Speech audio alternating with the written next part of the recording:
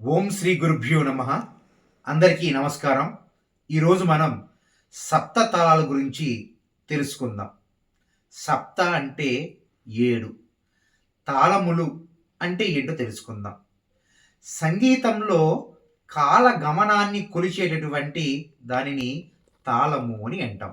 అంటే పాటలు పాడేటప్పుడు, జతులు అనేటప్పుడు, స్వరాన్ని పలికేటప్పుడు అది ఎంత వరకు పలకాలి, ఎంతవరకు ఉన్నటువంటి కాల గమనాన్ని కొలిచే పద్ధతిని మనం తాళము అని అంటాం. ఇవి 7 రకాలుగా ఉంటుంది. చాలామందికి చిన్న సంశయం ఉంది. ఇది ఏ బుక్‌లో చెప్పారు అని. నాకు తెలిసినంత వరకు అనేకమైనటువంటి గ్రంథాల్లో ఉన్నటువంటి విషయాలను పెద్దలు సేకరించి మనకి అందించడం జరిగినది. ముఖ్యంగా సంగీత రత్నాకరం అనేటటువంటి పుస్తకం నుంచి ఈ తాళాల పద్ధతిని మనందరం అనుసరిస్తూ ఉన్నాము. ఇప్పుడు మనం సప్తతాళముల యొక్క శ్లోకాన్ని తెలుసుకుందాం.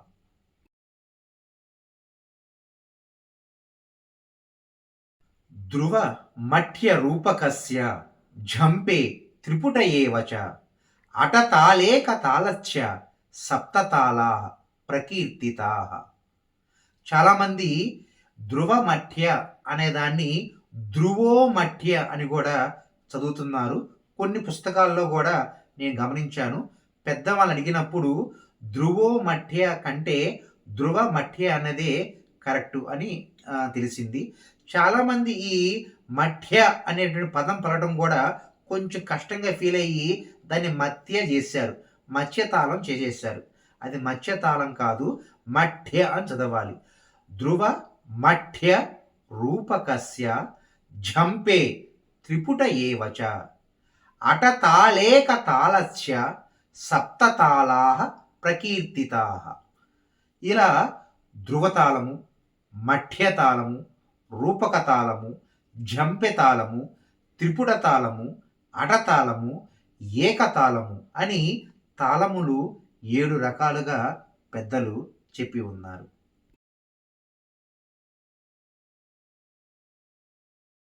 తాళము యొక్క రూపాన్ని తెలియజేసేది అంగ సంజ్ఞలు లేదా అంగ సౌజ్ఞలు అని పిలుస్తాం. ఇంగ్లీషు చెప్పాలి అంటే సింబల్స్. ఒక తాళాన్ని గుర్తుపట్టడానికి ఉన్నటువంటి గుర్తులని అంగ సంజ్ఞలు అని అంటారు. ఇది ఎలా ఉంటాయో పరిశీలిద్దాం.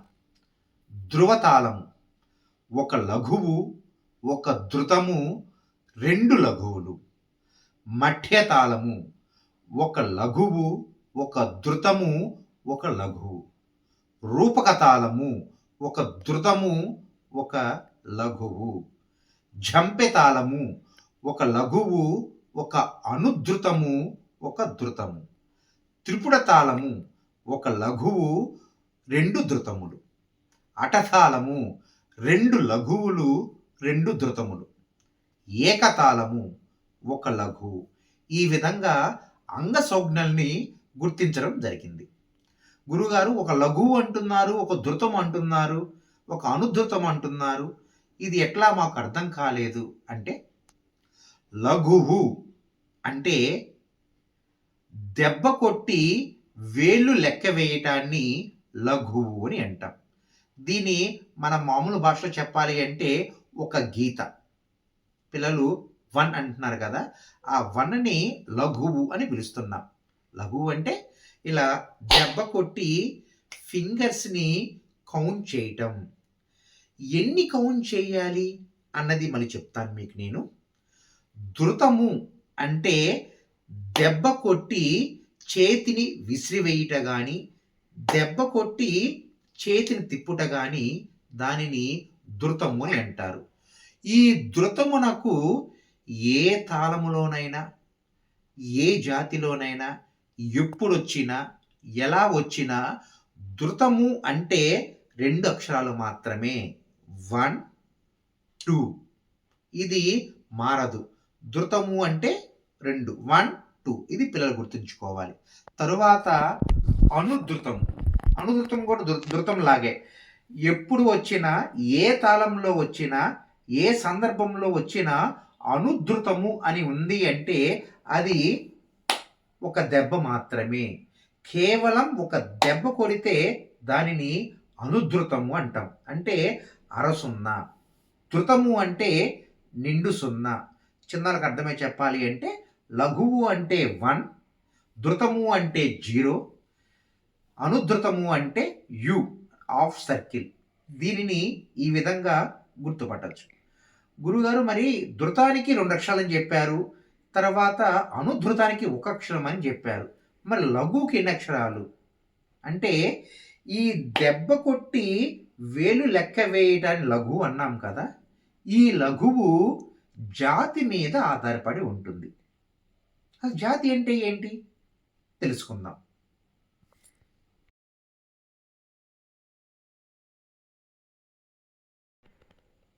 జాతి అంటే ఒకే రకమైనటువంటి లక్షణాలు కలిగినటువంటి సమూహాన్ని జాతి అంటారు.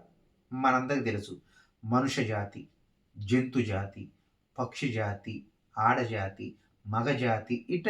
జాతి అంటే అర్థం ఏంటి అంటే ఒక సమూహము, ఒకే లక్షణాలు గలనటువంటి సమూహాన్ని జాతి అంటున్నాం. ఇక్కడ ఏ జాతి అంటే జాతుల్ని 5 రకాలుగా చెప్పారు. మొదటిది చతురస్ర జాతి. చతురస్రము అంటే 4 అక్షరాలతో ఉన్నదానిని చతురస్ర జాతి అని అంటారు. రెండవది తిస్ర జాతి.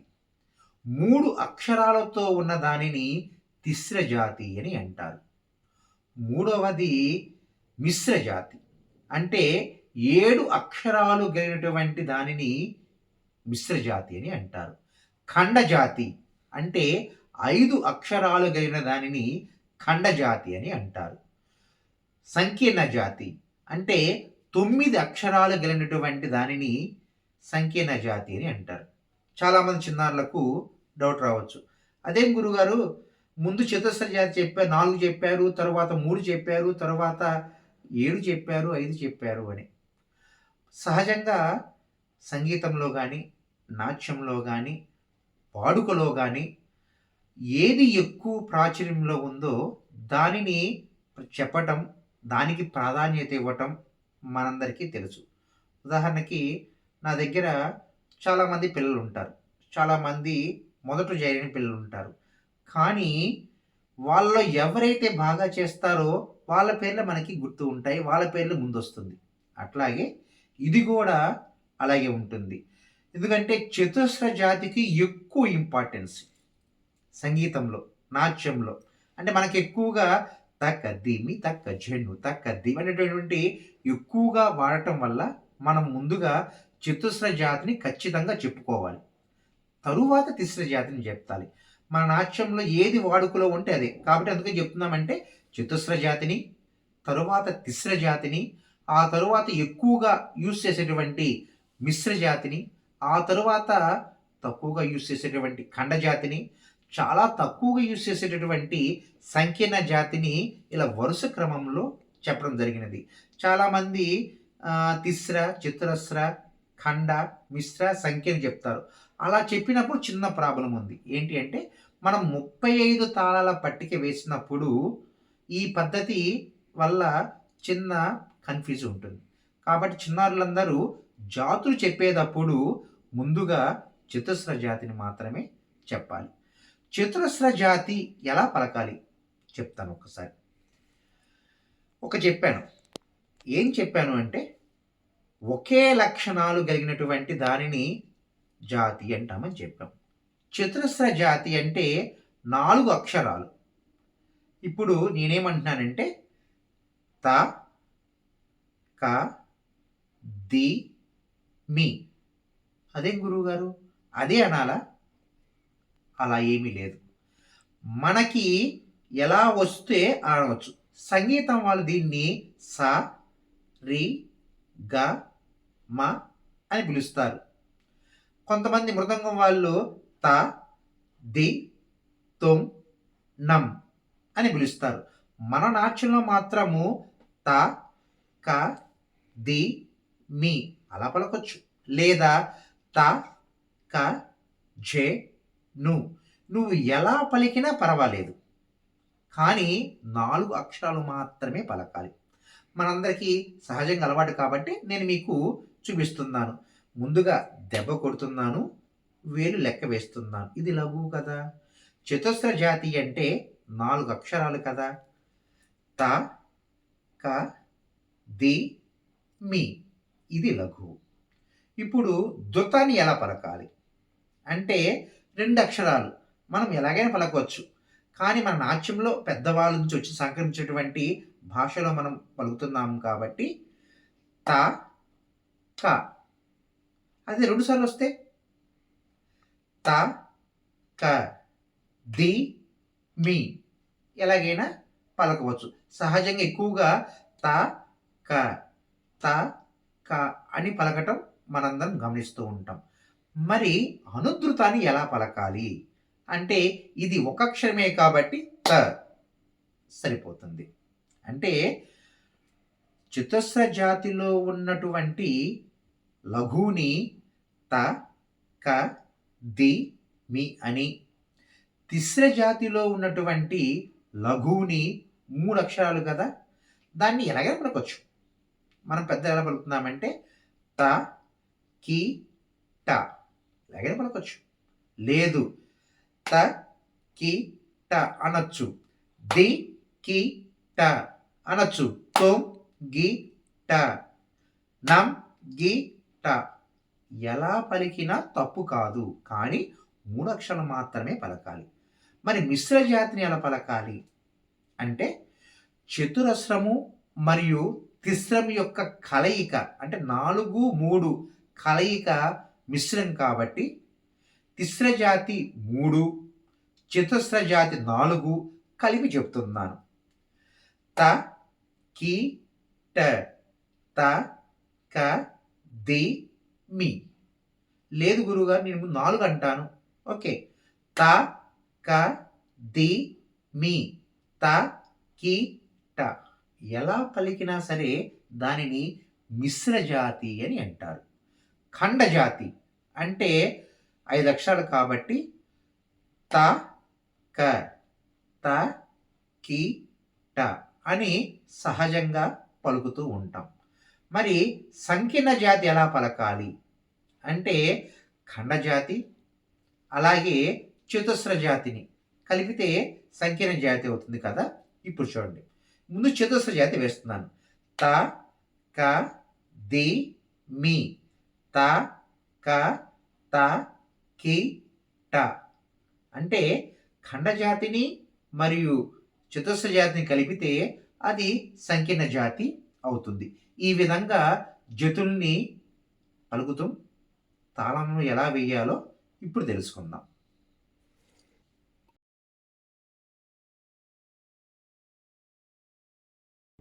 ధృవతాళము. ఈ ధృవతాళాన్ని ఎవరు ఏర్పరిచారు? ఈ ధృవతాళాన్ని ఏ జాతిలో ఎలా వేయాలో తెలుసుకుందాం. భరతో దత్తిలశ్చైవ ఆంజనేయో మతో ధ్రువ. భరతుడు, దత్తులుడు మరియు ఆంజనేయుడు కలిసి ఈ ధృవతాళమును ఏర్పరిచారు. ధృవతాళము ఎలా వేయాలో చూపిస్తాను. మీకు ఆల్రెడీ అంతకుముందు జాతులలో మరియు అంగసంజ్ఞలలో వేసి చూపించాను. కానీ చిన్నారులకు తేలిక అర్థం కోసం మరొకసారి చూపిస్తున్నాను. ఇప్పుడు నేను చతురస్ర జాతి ధృవతాళాన్ని వేస్తున్నాను. చతుస్ర జాతి అంటే 4 అక్షరాలు. దాన్ని ఎలా పలుకుతున్నాను అంటే త, క, ధి, మీ. మళ్ళీ ఇంకోసారి వస్తే త, క, ఝే, ను అని పలుకుతున్నాను. ధృవతాళానికి ఒక లఘువు, ఒక ధృతము, 2 లఘువులు కదా! ఇప్పుడు వేస్తున్నాను చూడండి. త, క, ధి, మీ ఒక లఘువు అయిపోయింది. త, క ఒక ధృతము అయిపోయింది. త, క, ధి, మీ. త, క, ఝే, ను. అంటే ఇప్పుడు నేను చతురస్ర జాతిలో ఉన్నటువంటి ధృవతాళాన్ని వేశాను. మీకు అర్థం అవడం కోసం అంటే మొత్తం చేస్తే వీడియో పెద్దదైపోతుంది కాబట్టి 2, 3 చూపిస్తాను. ఇప్పుడు తిస్ర జాతిని ఎలా వేయాలో ధృవతాళంలో చూద్దాం. తిస్ర జాతి అంటే 3 అక్షరాలు. త, కి, ట అని పలుకుతున్నాను. మా అంగసంజ్ఞలు ఒక లఘువు, ఒక ధృతము, ఒక లఘువు కదా. ఇప్పుడు వేస్తున్నాను చూడండి. త, కి, ట, త, క, త, కి, ట, త, కి, ట. అలాగే మరొక్కసారి మిశ్ర జాతి వేసి చూపిస్తాను. త, క, ధి, మీ, త, కి, ట, త, క, త, క, ధి, మీ, త, కి, ట, త, క, ధి, మీ, త, కి, ట. నేను ముందుగా చెప్పాను కదా, మిశ్ర జాతిని తకధిమి తకిట అని పలకొచ్చు, లేదా తకిట తకధిమి అని పలకొచ్చు. మన డాన్సర్లందరికీ భామాకలాప ప్రవేశధరు బాగా వచ్చు కాబట్టి తకిట తకధిమి పలుకుతూ ఉంటారు. అలా పలికినా సరే తప్పు లేదు. ఇలా ధృవతాళాన్ని అన్ని జాతుల్లో వేస్తూ ఉండవచ్చు.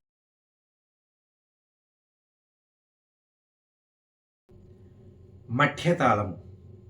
మఠ్యతాళము ఎవరు ఏర్పరిచారో తెలుసుకుందాం. మఠ్యతాళస్య కర్తారో మతాంగార్జున కోహలాహ. మఠ్యతాళముని మతంగుడు, అర్జునుడు, కోహలుడు కలిసి ఏర్పరిచారు. ఈ మఠ్యతాళాన్ని ఎలా వేయాలో అంటే ఆల్రెడీ అంతకుముందు 3 జాతులు వేసి చూపించాను కాబట్టి మిగిలిన 2 జాతుల్లో నేను మీకు ఆ మఠ్యతాళాన్ని చూపిస్తాను. ఖండజాతి మఠ్యతాళం ఎలా ఉంటుందో మీకు ఉదాహరణ చూపిస్తాను. ఖండజాతి అంటే తకతకిట అని పలుకుతున్నాం కదా. ఇప్పుడు నేను మఠ్యతాళం ఒక లఘువు, ఒక ధృతము, ఒక లఘువు వేసి చూపిస్తున్నాను. త, క, త, కి, ట, త, క, త, క, త, కి, ట. అంటే ఒక లఘువు, ఒక ధృతము, మరొక లఘువు వేశాను. మరలా ఇప్పుడు నేను మీకు కన్ఫ్యూజ్గా ఉంది కాబట్టి సంకీర్ణ జాతి కూడా మఠ్యతాళాన్ని వేసి చూపిస్తాను. సంకీర్ణ జాతికి 9 అక్షరాలు కదా. ఒక లఘువు, ఒక ధృతము, ఒక లఘువు. ఇప్పుడు నేను తక్క దిమ్మి తక్క తక్కిట అనే 9 అక్షరాలు పలుకుతున్నాను, గమనించండి.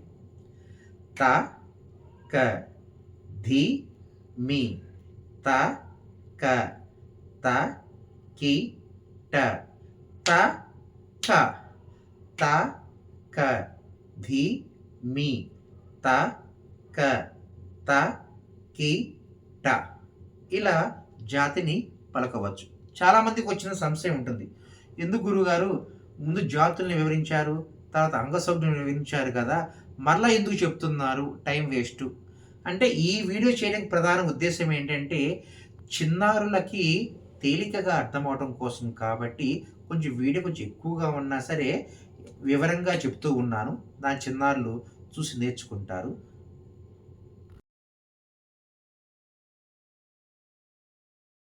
రూపకతాళం. ఆంజనేయ కుంభజోపి యాజ్ఞవల్కస్తు రూపకే.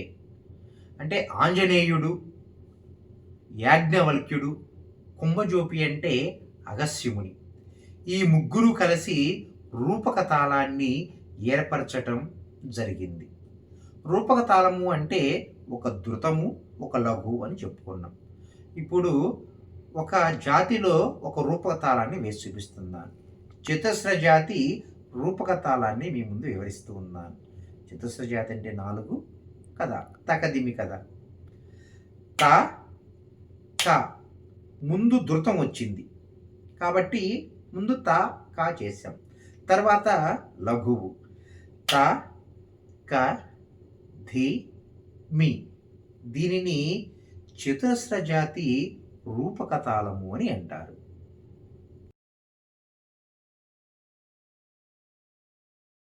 ఝంపెతాళము.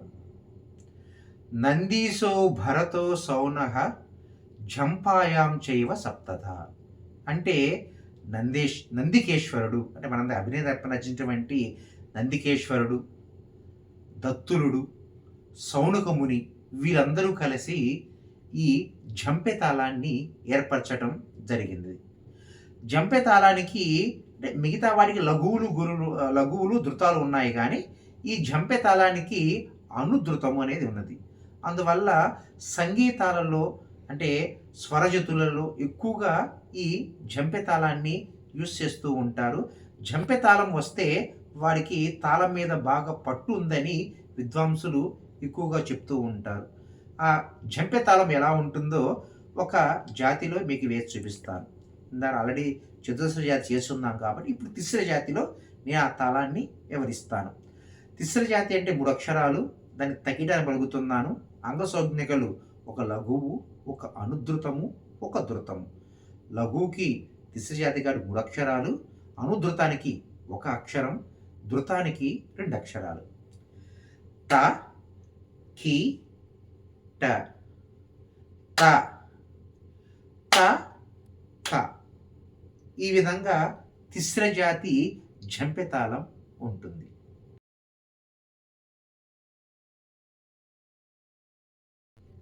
త్రిపుట తాళము. నిశాచరపతి బ్రహ్మే త్రిపుటే శంఖపాలక. నిశాచరపతి అంటే రావణాసురుడు, రాక్షజాతి కాబట్టి అన్ని నిశాచరపతి అని అంటాం. బ్రహ్మదేవుడు మరియు శంఖపాలకుడు వీరందరి యొక్క కలయికతో ఏర్పడినటువంటి తాళాన్ని త్రిపుట తాళము అని అంటాం. ఇప్పుడు త్రిపుట తాళాన్ని ఒక జాతిలో మీకు వేసి చూపిస్తాను. అలాంటి చతుస్ర జాతి, తిస్ర జాతి వేసాం కాబట్టి ఇప్పుడు మిశ్ర జాతిలో త్రిపుట తాళాన్ని వేస్తున్నాం. త్రిపుట తాళానికి అంగసంజ్ఞలు ఒక లఘువు, 2 ధృతాలు కదా. ఇప్పుడు నేను మిశ్ర జాతి అంటే 7 అక్షరాలు పలుకుతున్నాను. త కి ట త క ధి మీ. త క ధి మీ. మనందరికీ చతుస్రాది తాకది మేము పలకొచ్చు, లేదా త క త క ఎలా పలికినా సరే ధృతం మాత్రం 2 అక్షరాలు పలికితే సరిపోతుంది.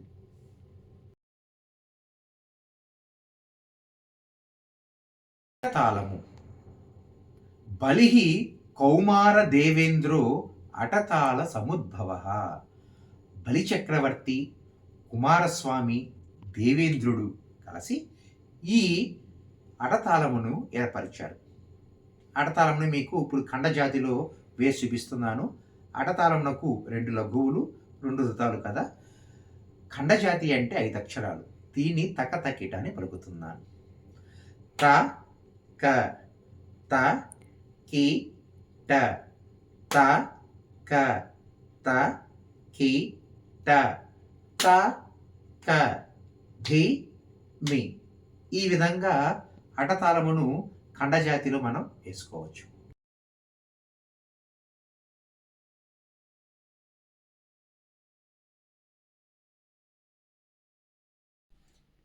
ఇప్పుడు మనం సప్త తాళముల పట్టిక లేదా 35 తాళముల పట్టిక గురించి తెలుసుకుందాం. 35 తాళముల పట్టిక అంటే 7 తాళములలో 7 జాతులలో ఉన్నటువంటి 5, 7 × 5 = 35 కాబట్టి 35 తాళముల పట్టిక అని పిలుస్తారు. అంటే ఈ 5 జాతులలో 7 తాళములను వేయటమే 35 తాళముల పట్టిక. ఇది సంగీతంలోను, మృదంగాల్లోనూ ఎక్కువగా 35 తాళములు వేస్తూ ఉంటారు.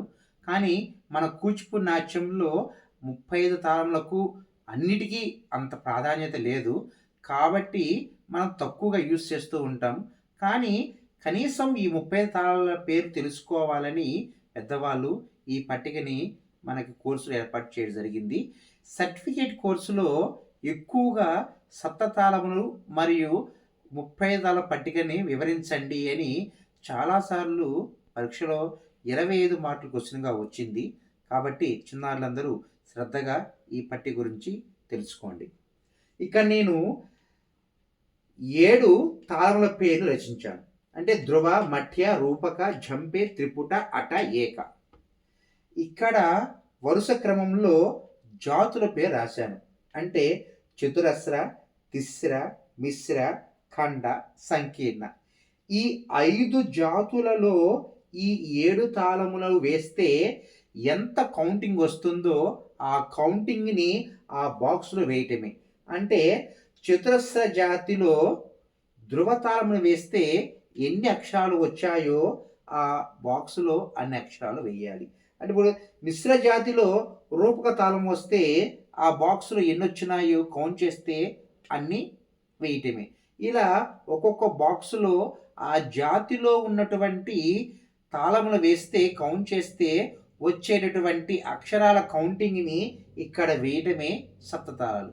గురువుగారు కొంచెం కన్‌ఫ్యూజ్‌గా ఉంది. ఎలా లెక్కేయాలి అన్నప్పుడు నేను మీకోసం ఒక 2, 3 తాళాల్ని వేసి చూపిస్తాను.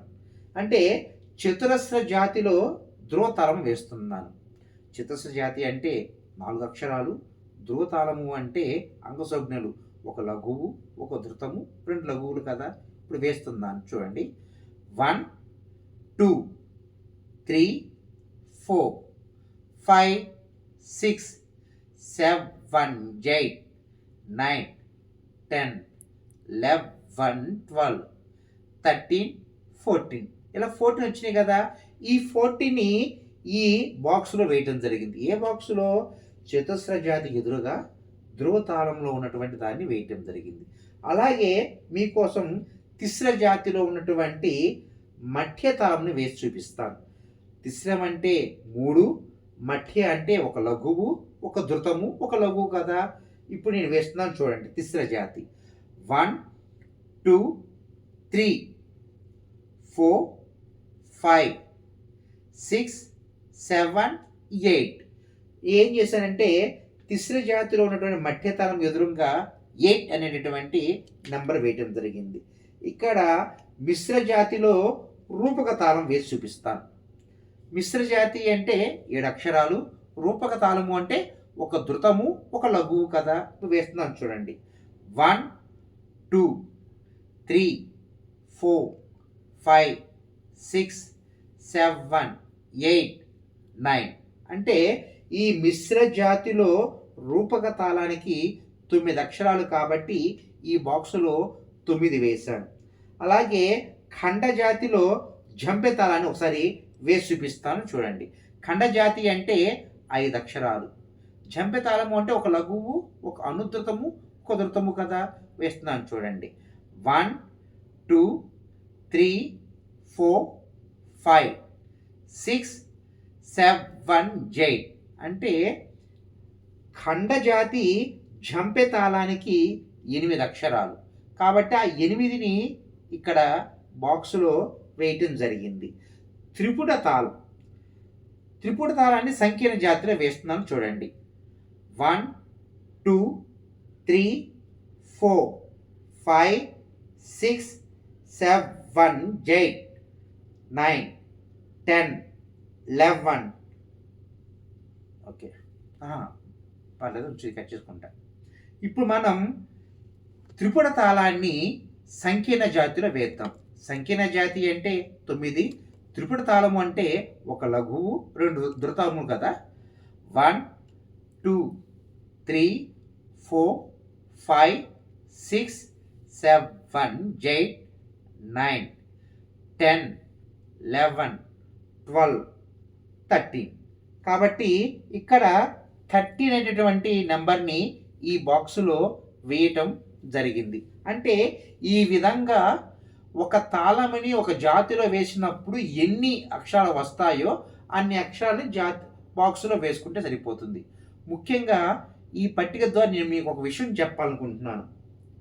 చతురస్ర జాతిలో ఉన్నటువంటి త్రిపుట తాళముని ఆది తాళము అని పిలుస్తారు.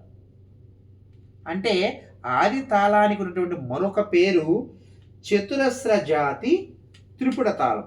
చాలామంది పెద్దవాళ్ళు జడ్జీలు మిమ్మల్ని కన్ఫ్యూజ్ చేయడం కోసం చతురస్ర త్రిపుట తాళం వేయమ్మా అని అంటారు. అంటే ఏంటో కంగారు పడమాకండి. చతురస్ర జాతి అంటే 4 అక్షరాలు. త్రిపుట తాళము అంటే ఒక లఘువు, 2 ధృతాలు. 1, 2, 3, 4, 5, 6, 7, 8 దీని చతురస్ర జాతి త్రిపుట తాళం అంటాం. దీనిని ఆది తాళము అని పిలుస్తారు. గురుగారు బాగానే ఉంది, మరి చతుస్ర జాతి త్రిపుట తాళానికేనా పేర్లు, మిగతా వాటికి పేర్లు లేవా అంటే 35 తాళములకు ఒక్కొక్క తాళానికి ఒక్కొక్క పేరు ఉంది. ఆ తాళాలను మనం తెలుసుకుందాం. శ్రీకర, మణి, పూర్ణ, ప్రమాణ, భువన. సమ, సార, ఉదీర్ణ, ఉదయ, రావ. పత్తి, చక్ర, కుల, రాజ, బిందు. మధుర, కదంబ, సుర, చన, కర. ఆది, శంఖ, లీల, దుష్కర, భోగ.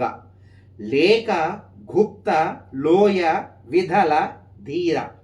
మాన, సుధ, రాగ, రత, వసు. ఇలా 35 తాళముల యొక్క పేర్లు ఈ పట్టికలో వస్తాయి. మీకు చిన్న సంశయం రావచ్చు, ఈ ప్రకారంగా జాతులు వేస్తేనే ఈ శ్రీకర, మణిపూర్ణ, ప్రమాణ, భువన, సమసార, ఉదీర్ణ, ఉదయరావు అనేటటువంటి పేర్లు వస్తాయి. అలా కాకోకుండా ముందు తిస్ర, చతురస్ర అలా వేసుకుంటే మాత్రం అది సరిగ్గా ఈ పేర్లు సరైన క్రమంలో రావు. చాలా పుస్తకాల్లో ఈ వరుస క్రమం మార్పుగా ఉంది. విద్యార్థులు దాన్ని గమనించి, అంటే పెద్దవాళ్ళందరూ మొదటి నుంచి ఈ పద్ధతినే ఫాలో అవుతూ ఉన్నారు. చతురస్ర, తిస్ర, మిశ్ర, ఖండ, సంకీర్ణటువంటి పద్ధతినే ఫాలో అవుతున్నారు. కాబట్టి కూచిపూడి నాట్యం గురు పరంపర కాబట్టి మా గురువుల దగ్గర నేర్చుకునే విద్యనే నేను మీకు అందిస్తున్నాను. కాబట్టి అందరూ ఈ పట్టికను ఈ విధంగా అనుసరిస్తారు అని ఆశిస్తున్నాను.